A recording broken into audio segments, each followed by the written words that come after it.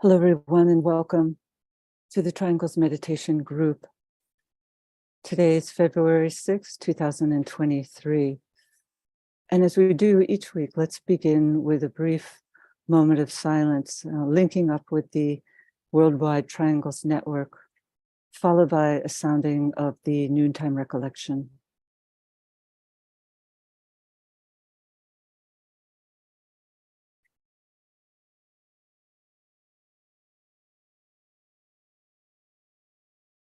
We know, O Lord of life and love, about the need. Touch our hearts anew with love, that we too may love and give.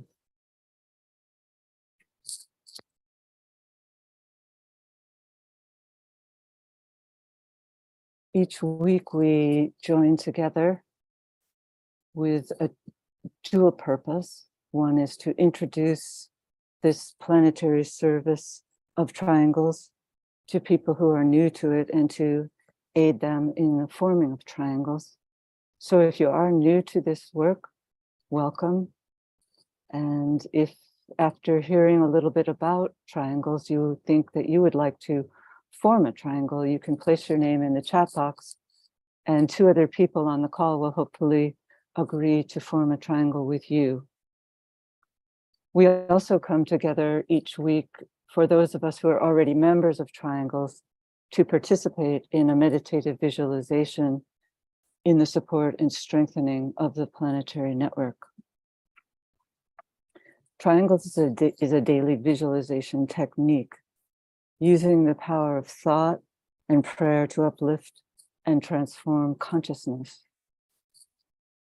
It's simply the establishing of lines of lighted, loving communication between three people who agree to vivify that triangular link every day. Three people come together mentally, spiritually, and in a spirit of goodwill to all humanity. And then their triangle is placed within the larger planetary network of triangles. And as the network is visualized, we close the practice by sounding the great invocation, a world prayer that aids in the distribution of light and goodwill into the consciousness of all humanity. So in the chat box, we'll place a suggested format for your triangles work, which you can use each day. Of course, it can be adapted, but it might be a helpful guide, particularly for those of you who are new to this work. So triangles need only take a few minutes each day, and it can therefore be fit into even the busiest of schedules. And so after our meditation today, we are going to be welcoming two guests, Stephen Sprung and Nazanin Zodi, and they'll be sharing on the theme of crisis and expansion, which we've had a couple of other webinars with other presenters on this theme, and it really brings home the spiritual life and its challenges and its opportunities. So we're looking forward to hearing from Stephen and Nazanin. So just to say that Stephen Sprung works in the entertainment industry as a film and television editor. And after moving from his native New York to Los Angeles in his mid-20s, he developed an interest in meditation and the study of esoteric philosophy. More recently, Stephen's expanded into the world of astrology, using it as a tool for personal growth and understanding. And then Nazanin will be sharing with us as well, and she's a freelance translator and linguist who works in human resource management. And her educational background is in English literature, linguistics, and translation. And she's undertaken much research and translation work in ancient Eastern and Western philosophies and human civilization, especially in the Persian Empire. So again, we look forward to hearing from you both after the meditation. So as we do each week now, let's begin with a brief visualization. Let's come together on the mental plane and visualize the planet as a sphere of lighted energy.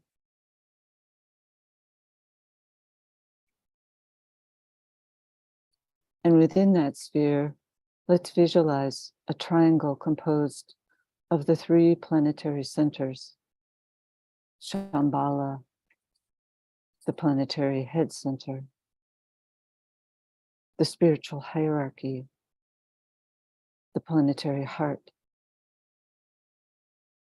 and humanity, the planetary throat center.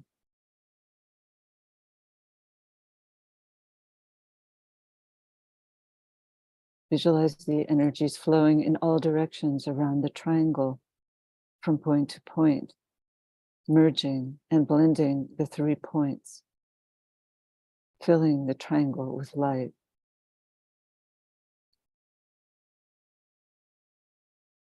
And now, superimposed upon that triangle, visualize the 5-pointed star. This is the star of the world teacher, he who links east and west, past and future, radiating the energy of love wisdom.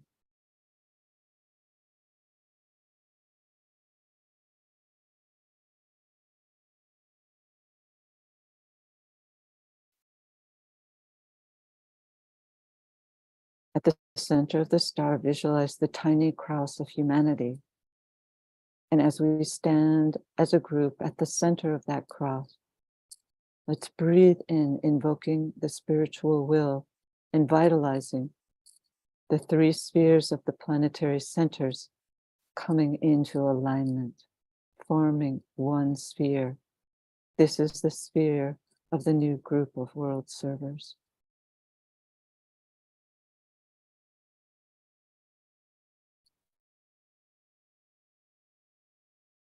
Visualize this sphere full of unlimited points of light, representing the multitude of groups and individuals working on all lines of endeavor.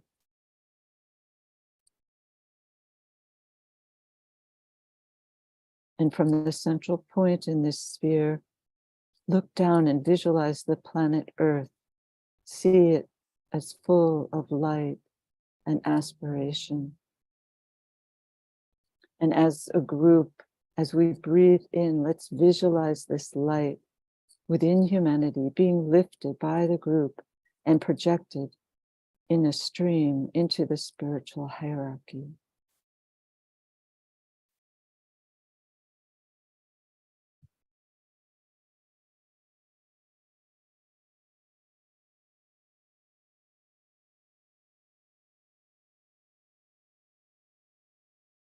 And let's breathe in and visualize the downpouring energy circulating through the new group, through the planetary network, through the 5 planetary centers, releasing light and goodwill as we sound together the affirmation of light. Radiance, we are in power. We stand forever with our hands stretched out, linking the heavens and the earth, the inner world of meaning and the subtle world of glamour. We reach into the light and bring it down to meet the need. We reach into the silent place and bring from thence the gift of understanding. Thus with the light we work and turn the darkness into day.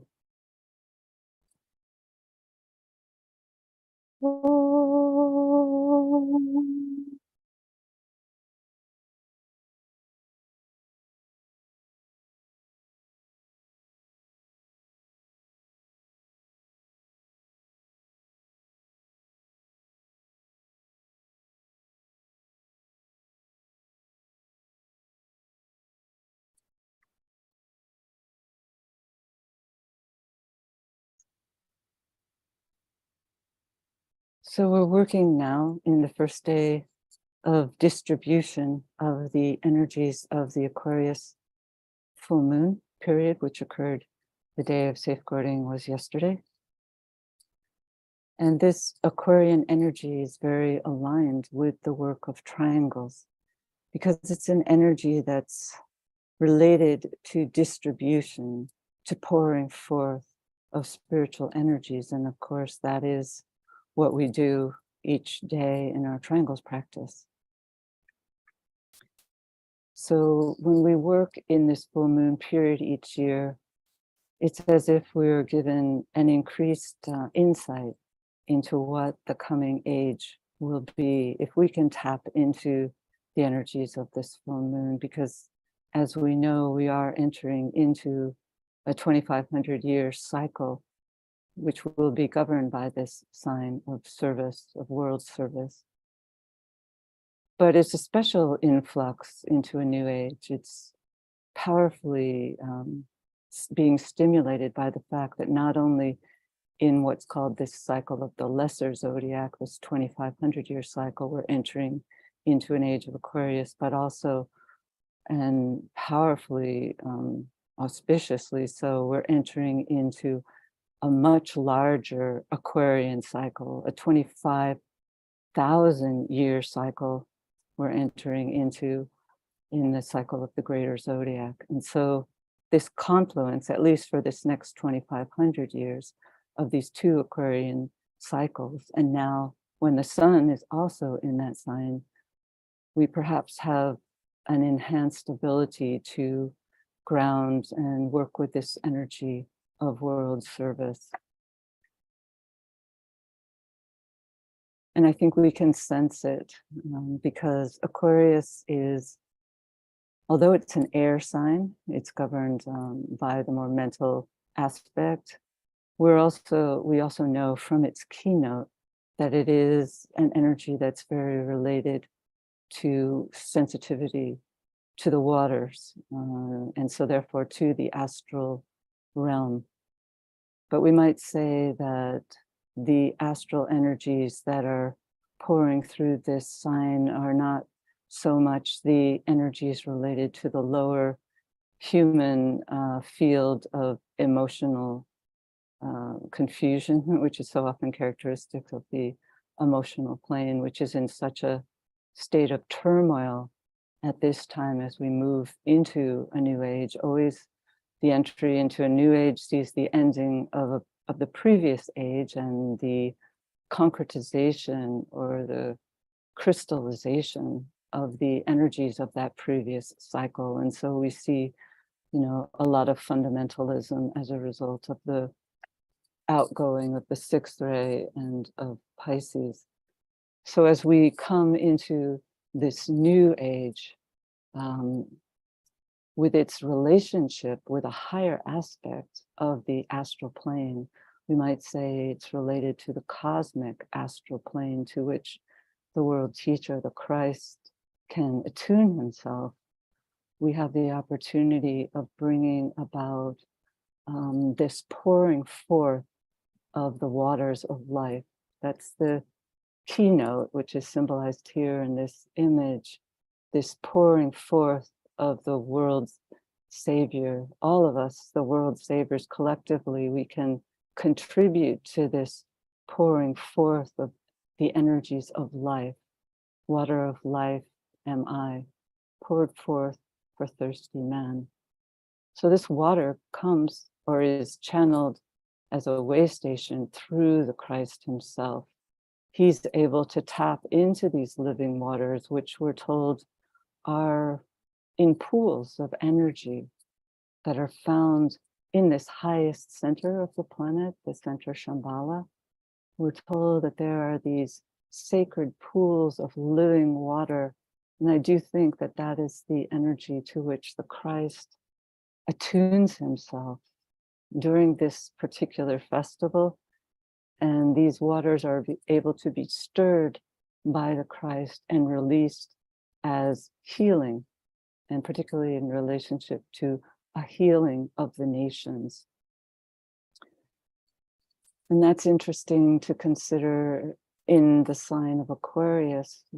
when we're having a particularly challenging situation on the global stage between two primary nations in the world, the United States and Russia. Interestingly enough, at this crisis point in the relationship between these two countries, we have the opportunity that's being given to us at this Aquarius full moon, wherein both these nations at the soul level are governed by the sign of Aquarius. So perhaps as we work with these energies during these days of distribution, when the energies are pouring out, we can direct them as a group through the planetary etheric, holding in mind this important triangle that the Tibetan highlighted in his teachings and said was one of the key planetary triangles with which we in the esoteric group can work in order to bring in the new age, the triangle between Russia, the United States, and the UK. So during these days of distribution of the living waters, the healing waters for the nations of the world, let's work and hold this opportunity in the forefront of our consciousness. And let's now move into our meditation.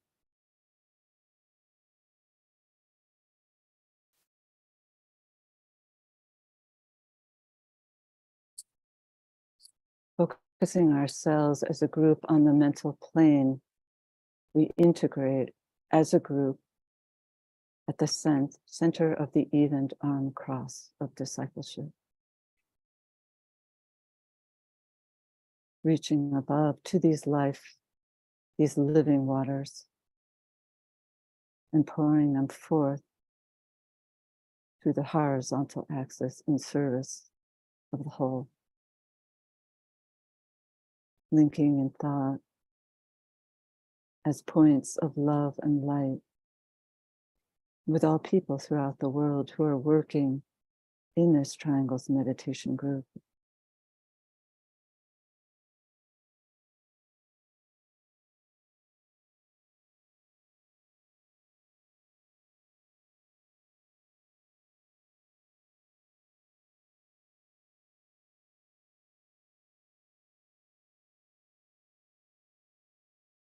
Projecting our group energetic stream towards the spiritual hierarchy, the center of love, we sound together the affirmation of love.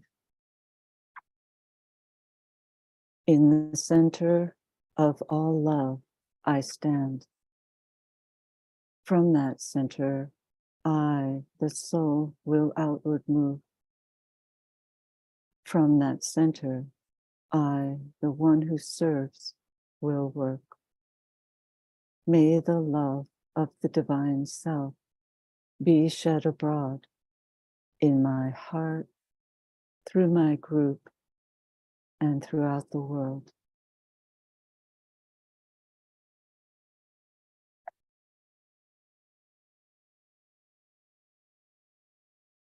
Using the creative imagination, link with two other points of light to create a triangle of light.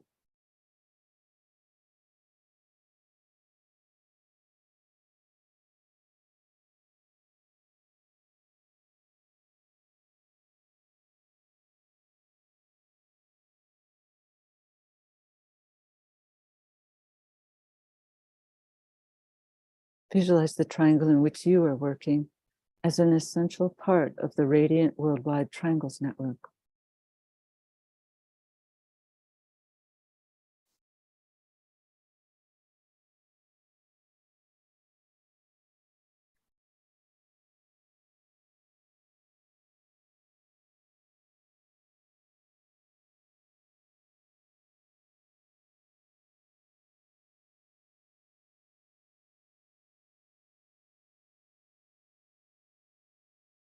Hold the consciousness immersed within the light of the group soul, the heart of love, which underlies and infuses the network.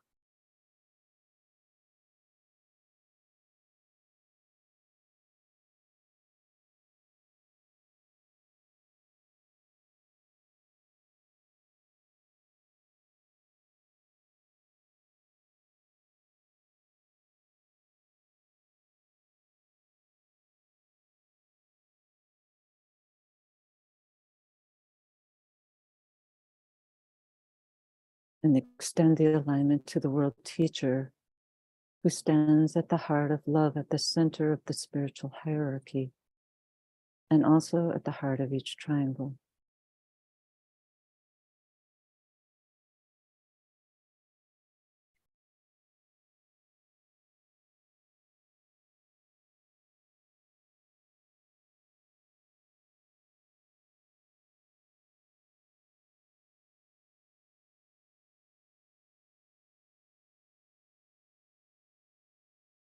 And holding the alignment between your triangle, the triangle of the group soul, and the triangle within the hierarchy with the Christ at the center, we hold the group mind open and receptive to the inpouring energy of love.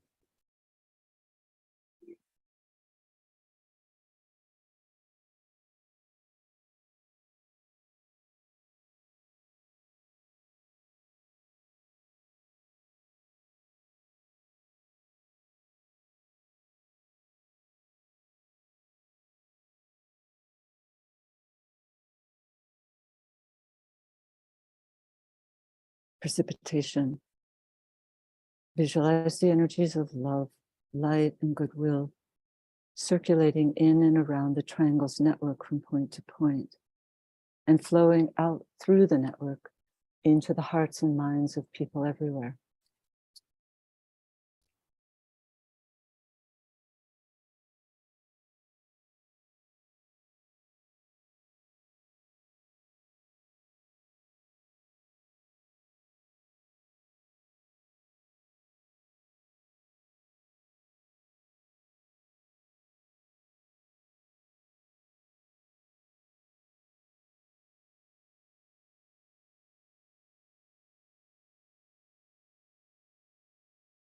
Visualize these energies unifying and eliminating all divisions within humanity, healing and transforming human consciousness, establishing right human relationships.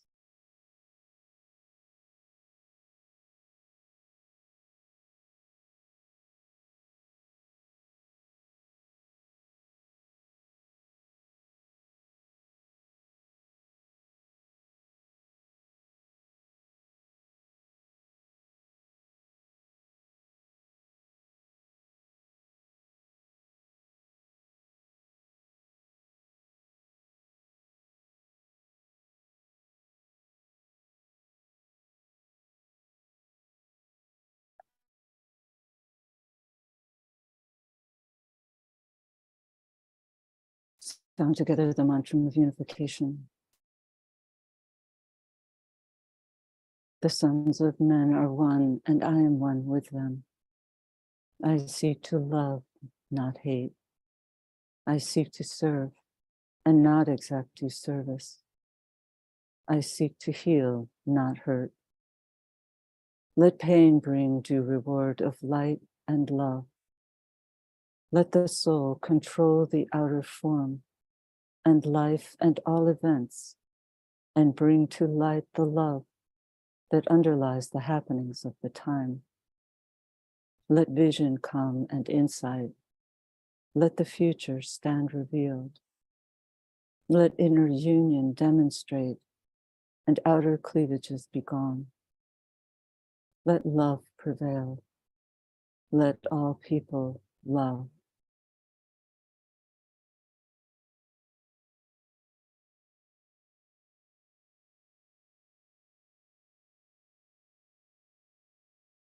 Visualize the whole planet alight with triangles.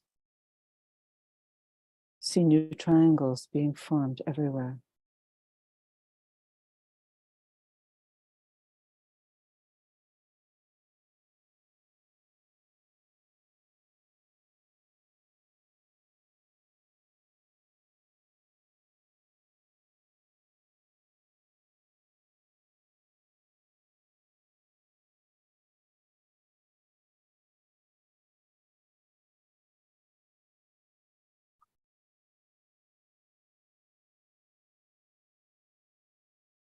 Distribution. Sounding the great invocation silently or aloud. And as we repeat each stanza, let's visualize the network acting as a link between the world of spiritual realities and humanity, as a channel through which light, love, and divine purpose may flow into human consciousness. From the point of light within the mind of God, let light stream forth into human minds. Let light descend on earth. From the point of love within the heart of God, let love stream forth into human hearts. May the coming one return to earth. From the center where the will of God is known, let purpose guide all little human wills, the purpose which the masters know and serve. From the center, which we call the human race, let the plan of love and light work out, and may it seal the door where evil dwells. Let light and love and power restore the plan on earth. Om.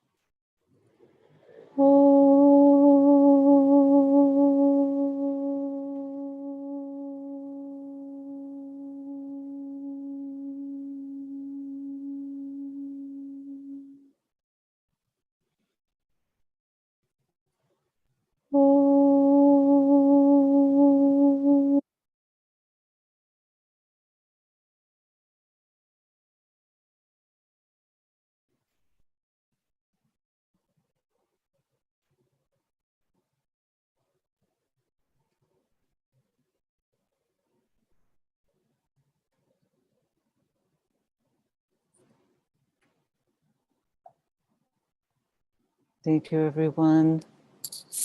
And now, Stephen, we'll welcome you. If you can unmute. Yeah, hi, Stephen. Hello. Hi. So welcome. Look forward to hearing your presentation. Thank you. That was such a powerful meditation.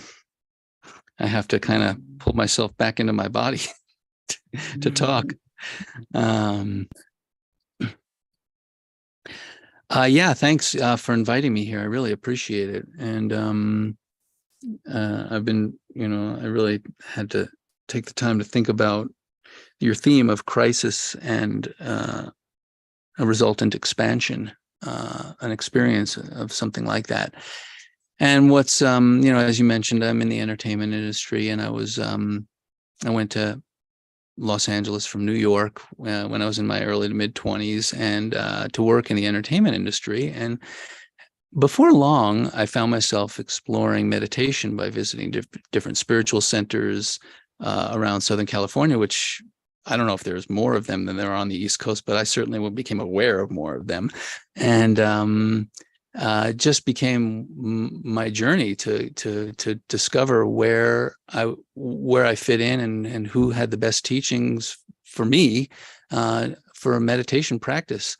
But I knew early on that I was drawn to these spiritual centers, and eventually I found myself drawn most to the Self-Realization Fellowship, Paramahansa Yogananda, and Autobiography of a Yogi, and started practicing meditation that way. It became clear. I said, I wonder if I was drawn to Southern California for the entertainment industry or for something else. And it did start to feel like, it was a spiritual calling in a sense. And after a while of practicing meditation through the techniques given at SRF, Self-Realization Fellowship, I went back to a friend of mine who actually introduced me to the autobiography and to Yogananda. And he said, oh my goodness, you've got to look into this esoteric philosophy. And I was like, well, wait a minute, I just landed in this other thing. Anyway, that led me to the Alice Bailey and DK teachings, and it became a whole other rich dimension to my practice. And over the years since then, it's been a continued deepening and evolution, and really creating, in a sense, from the resources and the teachings of both places, both DK and Alice Bailey and SRF, kind of developing my own meditation practice. And for me, the goal is for me, it's so well articulated by Alice Bailey, and particularly Raising Initiations, Treatise on White Magic, and then the other books too, some of the other books, but those were like really, really solid grounding. And I'd really say Treatise on White Magic was my basically my Bible for several years. Yeah. Several years, just wow. Just wow. And now I've got a massive collection of Google Documents. Basically, I use Google Documents to collect the quotes and stages of meditation as I see it and as works for me, and I refer to that every day. It's my source, it's my guide, and it's very important to me to have it specifically laid out in a way that works for me as I discover it, and to make notes, extensive notes, and to write it out. In particular, because there's times I get very busy, doing my work as a film editor. When I'm doing that work, I'm gone 90 hours a week sometimes, depending on the kind of job it is. And I don't have a time to think about anything, let alone meditation. And it's only when the job ends, or if I have a long weekend or whatever, that I want to get back to it. I literally have to just open up my book, my documents, and go, okay, how does this work again? Where do I start? And it brings me back. And so I've developed a thing where I just begin, even from the very beginning, of just sitting quietly and allowing everything to be and flow. And then I move from there, whether it's a day or two or longer, to a stage where I can start to declare that I'm present to my, and to really step outside of my own experience of life, the way we're caught up in daily world. Eventually getting to the point where I can declare that I am the soul, whose nature is light and love and selflessness. And I only can get there once I pass the other two phases that I've articulated here. And it's only then that I can really sit in the area of myself, which knows that I'm present, which is present to myself as a personality, and realizing that I am the soul. It's only then that I can begin the first of the stages that DK mapped out, which is concentration. And I find that then, once I'm dwelling in that space, practicing the art of concentration, that's a really powerful place. It's, of course, exceedingly rare to be there in my life, but it's very sweet when I can find myself there, dwelling in the soul realm, as in a sense, what I experience as the soul realm. With full understanding that there's so much more than I'm ever experiencing at any given time, especially when I read DK and realize, all the way up to the monad, where am I? I'm just in the bottom layer, even when I feel like I'm in the soul realm. But nonetheless, I embrace it, and I enjoy it, and I appreciate it.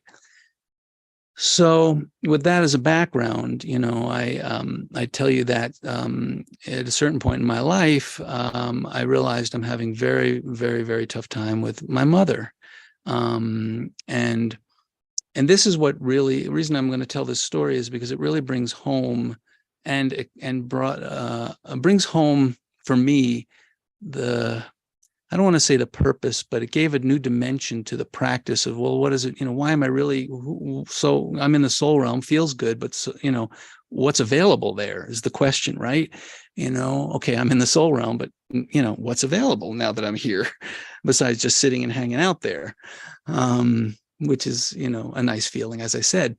Well, after a lifetime and many decades of adulthood living in Los Angeles, even far away from my mother, I realized there was great difficulty in my relationship with her that became less and less, it became harder and harder to reconcile. For example, I'd go home and I'd be like, all of a sudden I'm, 7 years old again, and here I am, a functioning adult in the world and great professional, and yet I'm 7 years old when I'm home. And at a certain point, it got to be a crisis point. The details I won't get into, but essentially, I realized at a certain point I needed to step away. I needed to step away because it became where there was nothing I could do, no matter how much love I gave, no matter how hard I tried to be the good son, no matter how hard I tried to do what I felt she needed. It just became something where I couldn't do it anymore. And I had to literally embrace being what, in that paradigm was considered the bad son, and just say, I can't do this anymore. I'm going to take a break and I'm not going to communicate anymore, which is, for me was really hard, because I built my whole life around just trying to please her. And I realized this is not working, and it might never work, but I don't know until I take a step away. And so, this was quite a protracted period, by the way, of crisis for me, because, it's not easy to take this step especially for me. Some people, when they're 18 years old, they realize that, I'm out of here. I'm on the road. I don't care what these parents of mine are doing, but I'm not like that. So here I am in a crisis moment, and talking endlessly to friends about this situation. What do I do? Do I need to call? Do I need to call? See, you can only imagine the resources I tried to reach out to, supportive people who might be able to give me some insight. And everybody did have good insight and pieces. But it was one day in meditation where I was able to, as I described before, find myself in the soul realm, in my little room that I had built to meditate in. And while I was hanging out there in that soul realm, I was lucky enough to find myself there again. And I do feel lucky when I find myself there, because it's not something I can force or even make happen. It has to come in a space of allowing and practicing these steps that I described. I found myself hanging out in the soul realm and enjoying it and appreciating it. And wow, it's great up here, really literally looking down at myself on the cushions, meditating and having all my worldly thoughts, and really feeling like a separate person up there looking down. And such a beautiful feeling. Anyway, as I sat up there in the soul realms, I said, well, hey, if I'm up here, everybody else is up here too. Some part of everybody else is up here too. Whether or not they meditate is not the issue. There's a part of them that's up here too. So I started looking around at my friends and picking out people in my life. And I'm like, oh, there's the soul realm version of, all my different friends. And I said, well, what's mom doing up here? Hey, Ma, what are you doing up here? I know what's going on the earthly realm, on the personality realm, the earth plane. What's happening up here? And it was remarkable. I encountered her as a loving, generous, beautiful spirit. I can't even put words to the feeling so well. I mean, I'm trying, because, that's the forum we're in here. But the feeling was one of love. And it was such a stark contrast to the feeling I'd been living with for the last year, and, well, my whole life, but the feeling I've been living with for the year that I cut things off. It was such a stark contrast that it was just amazing to live in that soul realm and to interact with her in that realm. And it was a swirling and movement and periods of feeling like we're dancing together and looking in each other's eyes. And just, like, wow, there's the love. There's the love. I felt it up there, right? And I said, wow, so what do you want? I literally thought, there's a question I need to ask here now that I'm here. And the question, it wasn't quite, what do you want? But it was more like, what am I meant to do? What's now that I'm here, what's the right thing to do? Am I doing the right thing? Tell me. And it was, I don't remember the exact question, but it was something along those lines, a definite deep inquiry about whether the actions I was taking in life were correct. And I was looking for an answer. And what I received was quite remarkable, in that her spirit, whatever you want to call it, the words are so, but inadequate, but, whatever you can describe the two of us interacting, that version of her said to me, go, leave, stay away, run away, go. And what she was saying was, I've been treating you very harshly your whole life, and you've been sticking around, and you've been coming back for more. I'm here to tell you, when are you going to learn the lesson? When are you going to learn boundaries? When are you going to learn to stand up for yourself? When are you going to learn to be a man? Run. And I was like, I felt so empowered in that moment. I was like, wow. It felt like what was really happening there was I was getting a message in the soul realm that this is my life lesson. This is what I came on this earth to do. The drama that I was here to play out with my mother. And she took a role, and I took a role of the person who wanted to please, and she took on the role of the person who wasn't going to have it. And I had a lesson to learn. And I realized in that moment that the message was loud and clear, that on up there and down below, that, I was not being asked to stick around. We don't stick around situations where people are kind to us and embrace us and are thoughtful, and I wasn't getting that from my mother down on the earth plane. And so the message made sense. And I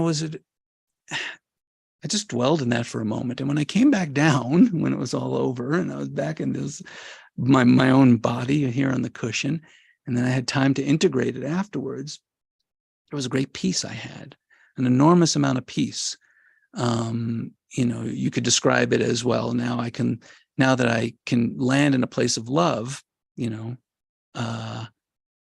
not anger for what, let's say how I was a victim of the situation or whatever, but rather to really see it from that perspective, of like, here's what we came to on this earth to play out, the drama we came to play out, and the lesson we came to learn. Once I could see it from that perspective, I had a great amount of peace, and it dissipated so much of the anger and so much of the discontent that I had around it. And it made it possible for a lot clearer thinking moving forward. And it also drove home to me in a very real sense why we do what we do, why I'm so drawn to this practice. It made it practical. It made it real. It brought me to a new level of being able to be of service in the world, which I still, can't really articulate, but it's definitely, that experience changed me in a profound way. Once again, beyond the little drama of me and my mother, because really, who cares? We all have our drama with our family, right? And that's the other thing, after having been consumed with the drama, and it's so important, right? And telling all friends about it, it became like, again, and that's also in that perspective. And so of like, it's just a little drama between me and a parent, and nobody will care about it in when I'm gone, for sure. And even now, it's really not important. We're here to serve. We're here to be filled with love, and we're here to be generous in the ways that we know how, and the places we know how to serve. Anyway, so that's my little story. Thank you so much, Stephen. It's such a good thing to share, because so often, we find it so difficult to make those moves, because we're taught to be harmless, and we're taught to be detached and loving. But sometimes, as Alice Bailey said in her autobiography, she learned that sometimes you have to leave people to God. And it sounds like that's what you did with your mom, detached with love, but, maybe you just have to move on at certain times in certain situations. And that's what you did. So obviously it took a lot of bravery on your part to do that. And I'm sure, as you described it, it was very, very challenging, but the soul guided you. So it's wonderful. It's wonderful. Thanks, Yeah. Kathy. Thank you. Thank you. Thank you. So we'll open it up to sharing in response to Stephen's presentation after Nazanin goes. We'll just continue right now with Nazanin. So yeah, hi Nazanin. Hello. Welcome. Thank you. Hello, Kathy. Hello, everyone. I'm glad to be with you again, and it's great to have the opportunity to share some of my experiences with you today. And thank you, Stephen, for the great presentations. It's full of lessons for us. Thank you very much. If you allow me, I would like to start this talk with the phrase from esoteric astrology. Shrink not these crises hard and difficult, though they may appear to be. Difficult they are. Forget not that the habit of confronting crisis is a long-established one within the consciousness of humanity. Man has the habit of crisis, if I may so call it. They are only the points of examination as to the strength, purpose, purity, and motive, and the intent of the soul. They evoke confidence with surmounted and produce greatly expanded vision. They foster compassion and understanding, for the pain and inner conflict they have engendered is never forgotten, for they draw upon the resources of the heart. They release their light of wisdom within the field of knowledge, and the world is thereby enriched. I guess this is a meaningful sentence about crisis. It says the habit of crisis tests a person's strength, purpose, and motivation, and evokes confidence and also produces expanded vision. Crises foster understanding and compassion, and one can understand the pain and inner conflict, and finally release the light of wisdom within the field of knowledge. My life story is close to the mentioned process, and when I look back at my life, I see that I didn't have a normal day like many people. And now I am really used to living in crisis, and it has become part of my rhythm of my life. Sometimes when people tell me about their lives and pains and the problems that they struggle with, it's like I'm looking at my memories. And their experiences today are like my memories of yesterday. Now crises have become like playing a game for me, and I'm enjoying this funny game, like riding a roller coaster. Perhaps many of you may know that I was born in Iran, and I was only a child when the 1979 revolution happened. And then the war started in 1980, when the Iraqi armed force attacked Iran. There was an economic crisis that left Iran in ruins with all the casualties of war.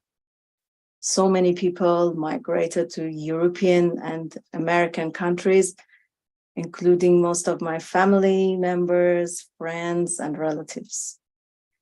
During my time in Iran, I witnessed 2 terrible earthquakes and the death of many people. I had conflicts, and there were challenges of religious, social, and cultural beliefs between my past and my present constantly. I'm talking about how the revolution and shock of war affected our lives, what we were in the past and what we have become after that, and what the world was or was going out towards. After a couple of years, I too migrated, and the stories of immigration happened to me. The story of forgetting who you are, starting from scratch, and building a new life in a new world. It is like a death and rebirth. For many people, 1 or 2 of these crises and tragic mishaps may happen in a lifetime. But for me, it was like living in a whirlwind. I'm not very old, but in the past 40 years, so many important events have happened, one after another, in a way that sometimes I think how old I am. From seeing Halley's Comet to travel to Mars and James Webb's telescope discovery, from the fall of the Berlin Wall to the formation of the European Union, or from invention of smartphones to living with masks and working from home. All these outer events and crises caused me to learn from my early childhood how to live in 2 different worlds and to get to know the inner world as well. When I just began my schooling, there was a war, and I had to study and write my homework by candlelight under the bomb attacks. while on the other side of the planet, people were desperate to see Michael Jackson's show. In such a crisis situation, my mother had an important role, and she was like a beacon for me. She always encouraged me to read books, and she read me biographies of famous and successful people of the past. She told me of many scientists and writers and inventors and artists who also studied, worked, and wrote in the dark under candlelight, and she said I could do the same.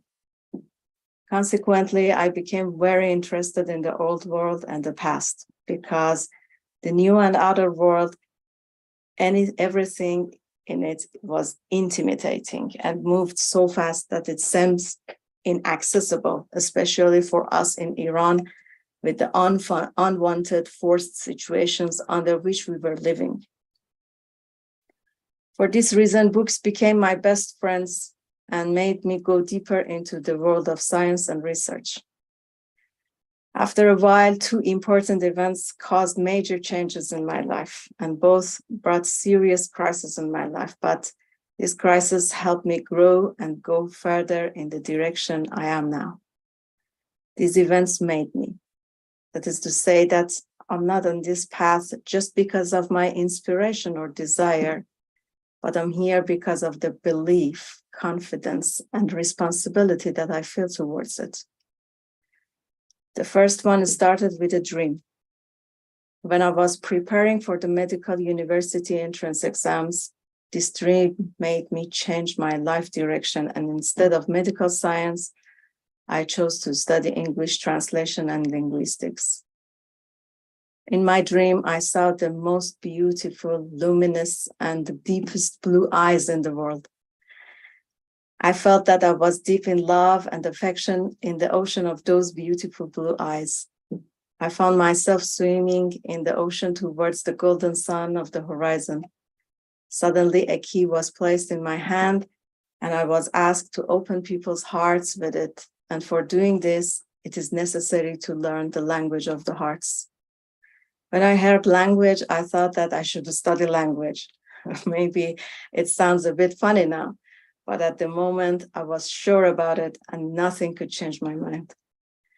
Eventually, I decided to study English because it was the first language of communication in the world. Making such a decision was not easy at all, and many crises happened to me, such as having to convince my family, and it impacted my relationship with my friends. It means changing the people around me, my living environment, my hobbies, and my normal life plans. Everything changed. It was a very difficult and complicated situation for a young girl in her 20s, especially in Iran.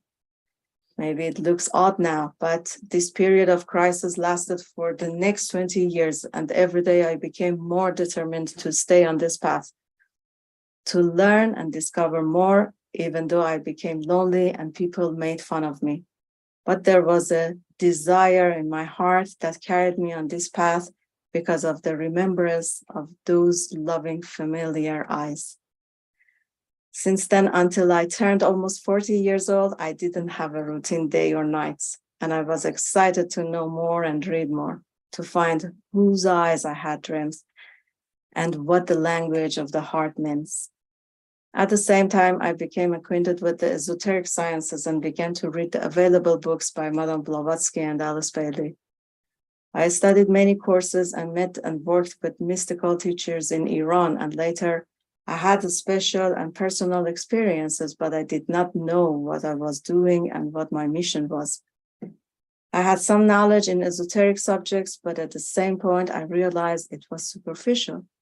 This made me confused, moody, and unmotivated.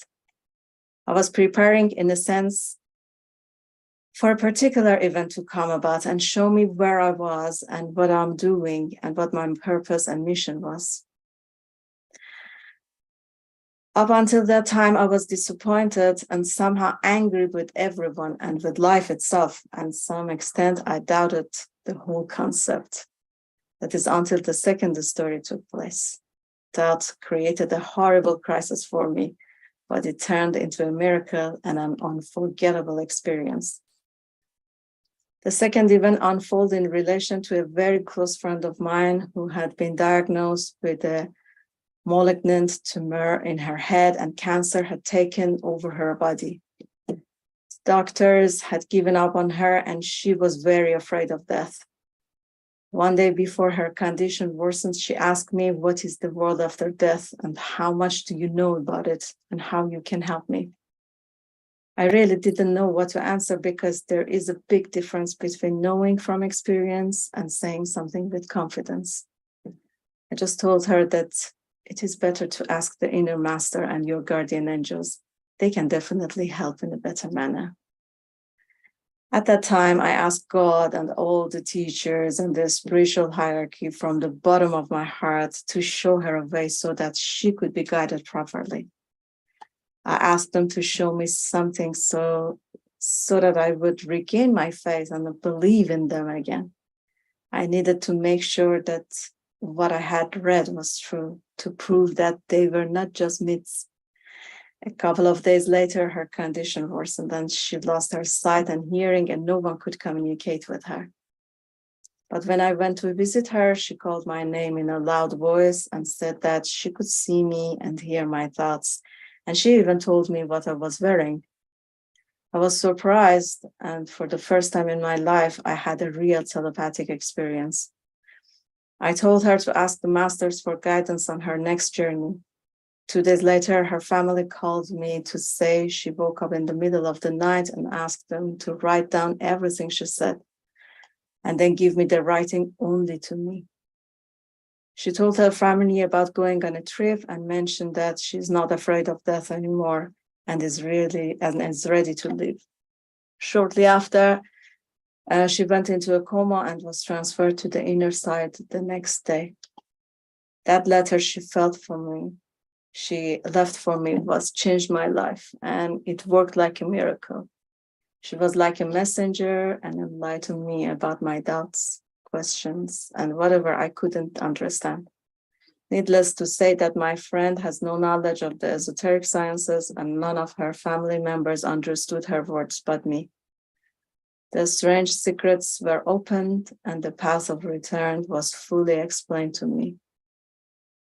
Since that moment, I have felt a strong sense of responsibility towards the path and the enlightenment of humanity. I started translating the text of esoteric sciences, especially esoteric astrology, for those who are interested. Then I found the Arcane School, the Triangles, and the World Goodwill Group, and I learned, and I'm still learning, the path of service with them.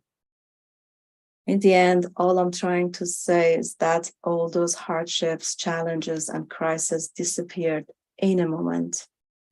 All I see now are the love and light of those blue eyes which changed me, and those words in my friend's letter. These experiences brought me such a sense of responsibility and accountability that now I am ready to do anything to serve and to endure hardships and crises, always having the aspiration to help others and to share light and love in any language. I believe that the perception of the concept of the language of hearts requires more effort and time, but at least now I know who is teaching it, and I will start learning its alphabet. Today, I want to tell everyone, please do not be afraid of crises and hardships, and don't run away from them, because they are destined according to our evolutionary plan and ultimately make us stronger and readier in our journey back home. Thank you. Thank you, Nazanin. Thank you so much. It's really uplifting to hear both you and Stephen, because I think your final words that we shouldn't be afraid of crisis. We should confront it head on. I think both of your live demonstrations have shown us that that's so true. I had one question for you, because I know that you focused a lot in your life, you have focused a lot on study. And so could you share with the group how study and concentration on the pursuit of knowledge can create such a positive frame of thought that it does enable the person to rise above outer crises. Oh, thank you. I think most of the crises and situations affect on our emotional level, and our minds started to make negative and dark forces. So it creates a loss of ebb and flows in our situations. So, but when we actually read some things, concentrate on the knowledge and have the informations about the causes of the crisis and being deep on the knowledge. So it helps us to actually be prepared and having plans toward understanding, acceptance, or solutions. So it creates situations for us to concentrate, and on this knowledge actually distract our emotional reactions and improve our logical thinking. So therefore, when I read books and have the researches or doing the translations, most of all, I think about the other people, not myself. So in this case, I forget how the outer world's going, and the difficult situations. So difficult situations is always there. Nothing changed, something's difficult, more difficult comes. But when we are reading and concentrating and researching or actually translating, distract our feelings and emotions. So that's why it works for me. Yeah, that's a really good message. Stephen, do you have any, your life also has just demonstrated and that experience that you went through, I'm sure has enabled you in subsequent crises in your life to realize you just have to confront it head on and go through it. Do you have anything to share? Having had that experience, it changes me and my perspective in ways that I believe I'm not even aware of most of the time. It becomes a new instinct. It becomes a new automatic. It became the building blocks for where I am now, which is I'm doing some very deep somatic experiencing work, guided by some online work with a guy named Peter Levine, who's a psychologist who does what he calls healing trauma through the biology of working with stored trauma in the body, not so much the stories of what happened. And I think that really laid the groundwork for being able to get here now, if that makes any sense. Yeah, for sure. And I just wanted to open it up to the group. They are sharing mostly thank yous in the chat box, which we are very appreciative of. But if anyone would like to raise their hand and share audibly, that would be great. When you were both sharing, it reminded me again of another story, which I think can help all of us from the life of Alice Bailey, her autobiography. She was and she said the moral of the story was that our soul never gives us more than we can handle. And that's really good to remember when it seems like, we have been given more than we can handle and we want to run away from it. But she said that at one point when she was a young woman in California with 3 young daughters, and one of her daughters became very ill, and it seemed like she might even die. And the doctor basically told her to just sleep in the same bed with the daughter and to give the daughter a lot of her energy. And so in the middle of this you can imagine this terrible moment in her life, she said that another mother came to her door who she didn't know, knocked on her door with a sick child and asked if she could come and stay with them. I don't know, she didn't really know how she had appeared there, but she did. And so Alice took in this other woman with a sick child, and it taught her again that our lives are guided and we're never given more than we can handle. And she was able to help the other woman as well. Would any of you like to share some of the comments from the chat? just read them out, perhaps, if there's anything that strikes your fancy as something that we should highlight to the group. Stephen, would you see anything? Yeah, as you Just a said, lot of thank yous. mostly just thank Yes. you. Certainly welcome any. I certainly welcome any questions. Yeah.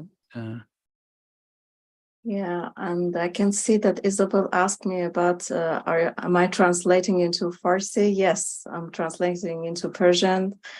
And am I in my homeland? No, right now I'm not living there anymore. Yeah. Yeah.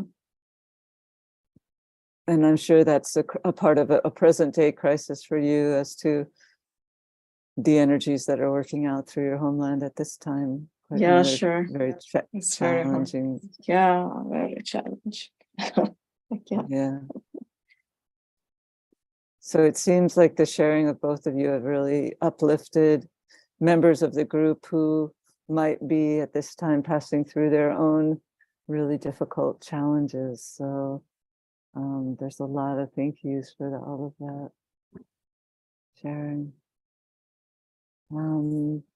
I don't see anyone raising their hand. Okay. One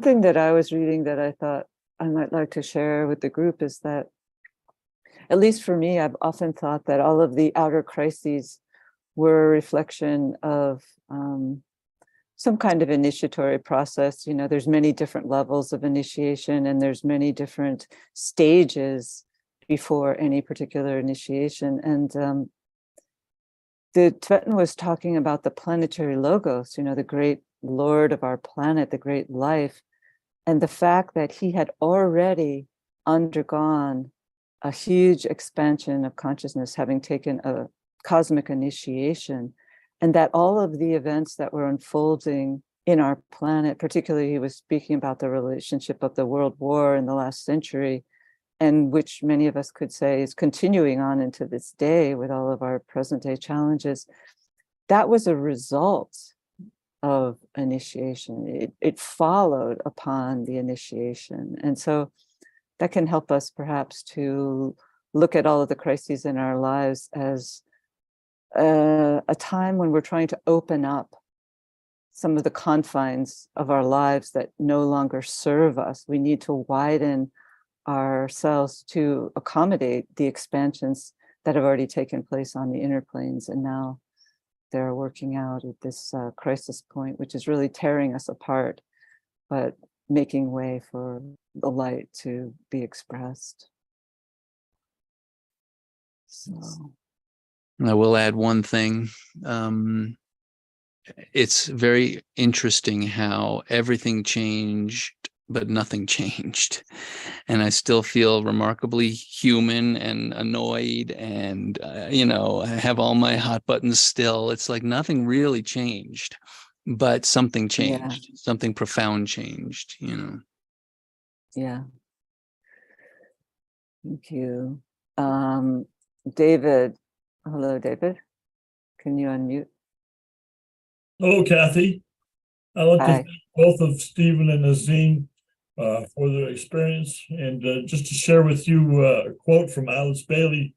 She said, if you're not experiencing a crisis, create one. She also said, don't worry, it'll come to you. Yeah. Thank you. Thank you, David. All right, everyone. So we all extend our gratitude to both Stephen and Nazanin. Thank you both so much. Thank you. And thank you for so having much. us here. Really appreciate it. Yeah, I think this picture that Nazanin sent is really embodies both of your journeys and the journey of our collective group here. So we can keep it in our minds as we go forward to confront the next crisis in our lives. So let's just take a brief moment of silence to visualize the planet surrounded by a network of golden triangles.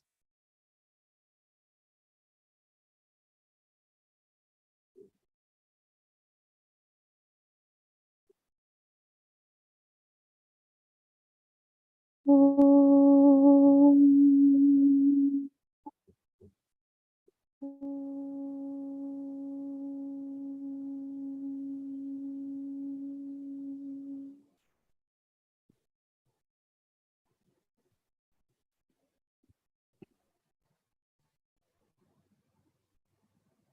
Thank you.